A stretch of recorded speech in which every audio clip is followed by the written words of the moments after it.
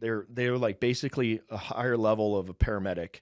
I think the only thing that they're not able to do is a prescription drugs. Special Amphibious Reconnaissance Corpsman. Yeah, there you go. Okay. And there's Doc Fish. I remember Doc Fish. He was old dude, strong as an ox. He was a Navy diver, and really? and obviously a Marine Corps. He gone through all the basic reconnaissance stuff. He's a stud. Yeah. And he was running out the door, just like all of us, excited for our opportunity to give back some love that was being received from the enemy.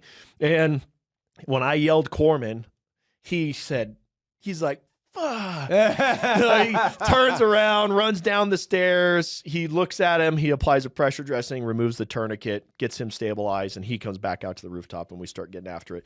And I remember, for me, I got up there, I pulled up my M4 and I see the muzzle flashes. I fire a couple rounds and I'm like, I'm not being effective.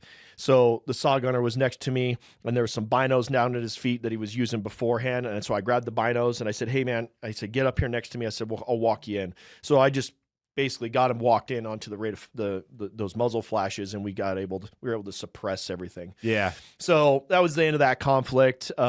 We actually, my good buddy Snell on my team, he was on the 240 on the rooftop when the thing kicked off, and we had, armor, bulletproof glass up. So you had like a little peephole cover. So you couldn't tell exactly where a guy was, but we had some ability to peer through the bulletproof glass and kind of keep an eye out there.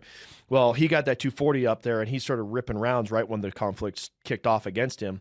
Well, he had to move positions. And so without thinking, he grabbed the muzzle, the barrel, and burned the crap out of himself. And he goes, oh shit, locks that thing back down in the new position. And now he's burning up rounds. Well, the palm of his hand bubbled up probably 6 inches. Like, it was huge. Oh my God. So he just starts, he stays in the battle, stays in the work, starts doing what he needs to do. But we actually had to airlift him out because he was combat ineffective. I mean, he literally had a mushroom hand. Like, it was just so swollen. It was gross. I can't imagine. He grabbed the barrel because he was like probably just not thinking. No, he was like, I got to move this thing over there. And so he just picked it up, and then he was like, oh shit, that was oops. Oops, there's a handle for a good reason. There's a big oops. Yeah. So you want to kind of like carry it from other spots. I mean, this is like, I'm sure that's probably if there's a name for it, it's been done before. Yes. So there's probably like dozens, if not hundreds, of other people that did that before him and probably will do it again in the future.